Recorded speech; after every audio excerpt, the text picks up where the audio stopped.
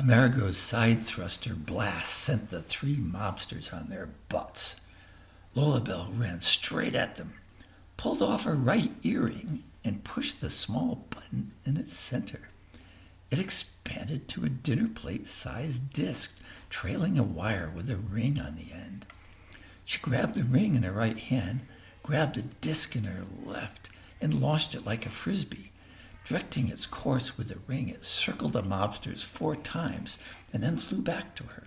She double-tapped the disc center button and it reeled in the wire. The 3 gangsters bashed into each other and fell on the ground. She double-tapped again to pull it tight before sauntering over to them as they yelled and cursed her. "Boys, you should never be rude, even when you're angry," she said with a smile. Then she removed a spray can from her shoulder holster, aimed and covered the mobsters with a white foamy substance. In seconds, it was as hard as a steel eggshell. She tapped on what might have been a head inside the bumpy shell and sang out with a grin, "Stay right there, will you, fellas?" More cursing came from the shell and it bumped around, but Lolabelle returned to the car without a concern and phoned the police with a smile on her face. But Amerigo wasn't smiling. Graham was sitting under a bush, sniffling with his arms wrapped around his knee. The pipe rails that fenced the top of the river wall had started vibrating. He could see Johnston's slimy hands reaching for Leo, and the silver detector reflected the sun from his shirt pocket. Amerigo called out, "Change of plans, Johnston."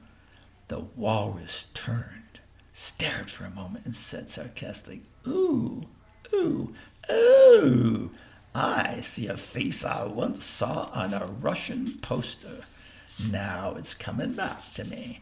The Ruskies called you Mr. A, the enemy of the state. What are you doing here? Swooping in to take sides with a kid? Seems beneath your station." Just then the devil spit out a water jet that soaked everybody, and 36 boisterous seagulls converged on the churning water and started diving for fish. Amerigo pointed and said, "Look at that." When Johnston turned his head, Amerigo plucked the detector from his pocket. Well, now," he said, "look what I found." "Give that back, you're a fool.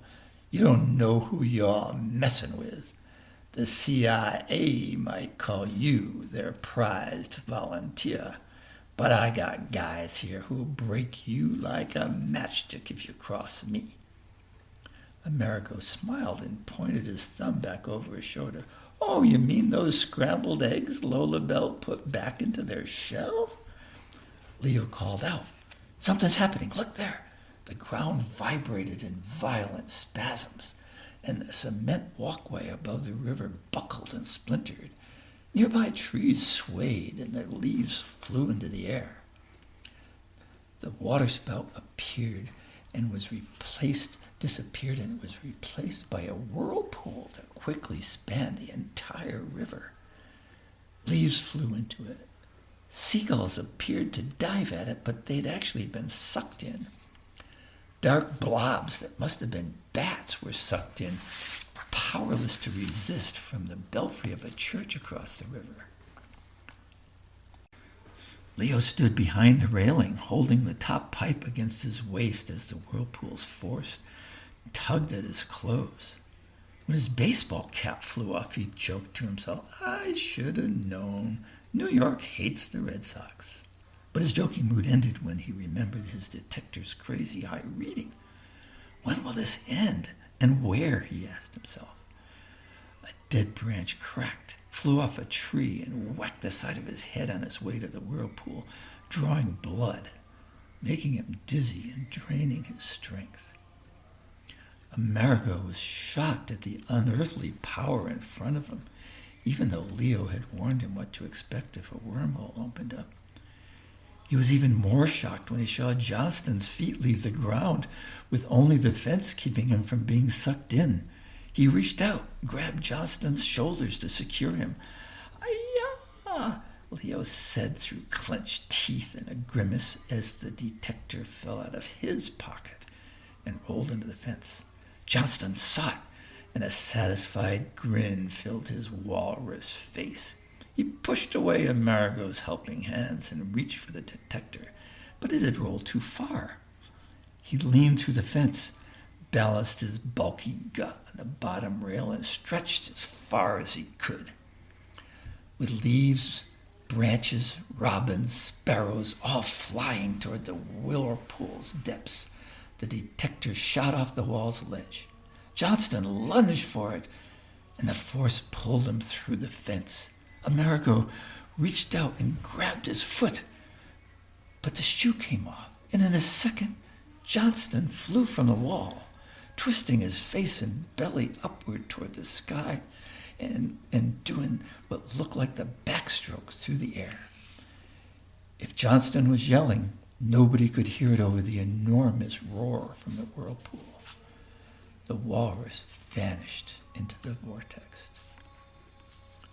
Amerigo looked to his right and saw Leo holding the fence, but now, with his arms were different. They were outstretched, and his legs were flapping like a flag in the wind. The whirlpool now became a dark pit, a hole in the earth, fiercely inhaling trash from nearby streets, flower pots from buildings, dogs and cats. The flag called Leo looked like he was next. Himself sucked toward the hole, but protected by the fence, Amerigo pulled himself along the rail. He reached Leo, extended his legs under the lower pipe so it held him like a paperclip. He stretched and grabbed Leo's belt. Uncle and nephew were locked together and thought the same thing at the same moment. We can't hold out long. Lolabelle saw Graham holding the branches of a bush, his long hair out straight toward the pit, his pants flapping and sliding down his legs. She drove the big black sedan toward him as the pit's force relentlessly pulled on the car. Stopping between Graham and the river, she jumped in the back seat, opened the rear door, took hold of Graham's legs, and nodded her head. He released his hold on the bush and slid into the car with her help. She climbed back into the driver's seat and headed the car toward Leo and Amerigo. The force tugging the car lessened when she nosed it toward the river, but a lateral force continually pulled the car's tail fins and threatened to turn its side toward the river and send it crashing through the fence. What to do, she asked herself. Then Lolabelle remembered the thrusters. She turned them on, set their dial to balance mode, and the car became stable. She thought of using the front thruster to push against the pit's pull, but it would have fried both Leo and Amerigo. Lolabelle took a quick breath, looked up, and saw people flying through the air toward her from across the street. But they didn't reach her. They were sucked into the pit. Terror! She felt terror. A red double-decker tourist bus now flew at her like an airborne freight train. But it too was sucked into the pit before it got to her. Only a small splash of water erupted because the river was also being sucked into the pit. Lolabelle, the car, Amerigo, and Leo, the entire Atlantic Ocean could be sucked in next. Think, she shouted through the fear and to her own ears. Neither Leo nor Amerigo can let go without being pulled into it to the abyss. What can I do? The winch. The winch. The winch was a motor with a roll of steel cable on it and a heavy iron hook on the end. It was hidden under the black sedan's front bumper, and she'd used it many times to pull the car out when it was stuck in the woods or deep holes on muddy backcountry roads. She let the hook slide gradually, and the pit's force pulled it right to Amerigo. He released one hand from Leo's belt and slid the heavy metal hook around Leo's belt. He motioned Leo to release the railing and grab the steel cable. The pit's roar had now become so loud it sucked in his mind and his whole being, but he fought it and he grabbed the cable himself. Lolabelle put the car in reverse and backed it away from the riverbank, pulling them away from the fence, over the sidewalk, through the park and beyond a Little League dugout she thought would give them protection. She shut down the side thrusters. Leo and Amerigo released their cramped hands from the cable. They staggered away from the wormhole's force, pried open the back door, clambered inside, and tried to catch their breath. Leo's clothes were shredded, his arms and elbows skinned and bloody from the park stones, and the toes of his shoes were torn like a clown's. But he was alive. "Buckle up!"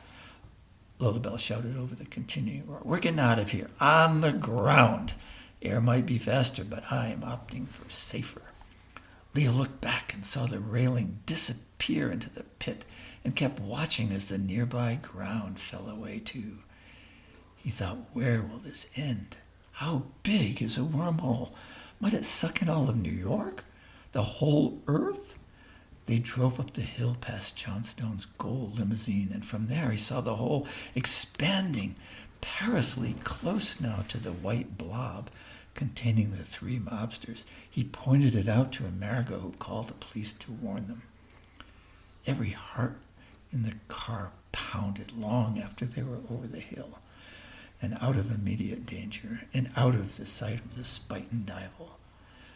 Nobody said a word, though. They'd witnessed the power of nature that perhaps nobody in the whole world had ever seen. Seen and survived, that is. The car remained quiet, its occupants lost in thoughts of other ways, not nicer, but other ways the day may have ended. As Lolabelle drove, the radio's news station came on and reported that a bus accident had caused several lives to be lost. But there was no mention of the amazing phenomenon they just witnessed. Amerigo said, after things settle down, I'll contact my government friends and find out whether they don't know what happened or if they're covering it up. Either way, I'll tell them about the wormhole and your detector. Leo, I bet you can make a quick sale if you want one. Amerigo said he and Lolabelle needed to stay a while in New York to attend to their unfinished errand, and he phoned ahead for plane tickets for Graham and Leo. As they were approaching the airport, he said, well, boys, I'm sure you'll safely get home and you'll be so glad that this adventure is over. There were lots of lessons in it for all of us. And Leo, I'm sorry your detector was lost. How tough will it be to recreate? Leo said, it'll take a bit of time and money, but I have plans, so it won't take too long. Just now, while we were driving, I cooked up some new ideas to make it more useful, and I plan to... Ouch, ouch, ouch, Lolabelle interrupted. Don't go there just now, or it'll hurt my brain, Leo, she added with a laugh. I need my brain to drive. Leo continued, but on a new subject. Uncle Amerigo, when you do talk with your government friends, please ask if there's any sign of the bus, any sign of its occupants or Mr. Johnston, and what's on the bottom of the river. The detector measured a serious disturbance, and we saw wild and crazy phenomena. But without knowing what became of the things sucked in, we can't know for certain that a wormhole actually did open up. And if your government friends decide to perform an investigation, and if they need extra hands, I'd happily volunteer. Amerigo nodded. On the far side of the back seat, Graham remained quiet with his head hanging down, and Leo did not try to draw him out. As she drove up to the airport's departures drop-off, Lolabelle said, Leo, if you decide to recruit more scientists to your Wormhole Defense League, let me know, because I have several friends in the Homeland Security Department who would want to join you. Will do, he replied, just as soon as I build my new detector. Lolabelle continued, Here we are, boys. Your entrance door is just over there. I hope you had a good flight. Have a good flight home. Leo, give my love to your mom and your dad. Leo replied, I certainly will. And before I jump out, I want you to know how much I appreciate Amerigo and you saving my skin today. Adventures are great, so long as you arrive alive. And that's the end.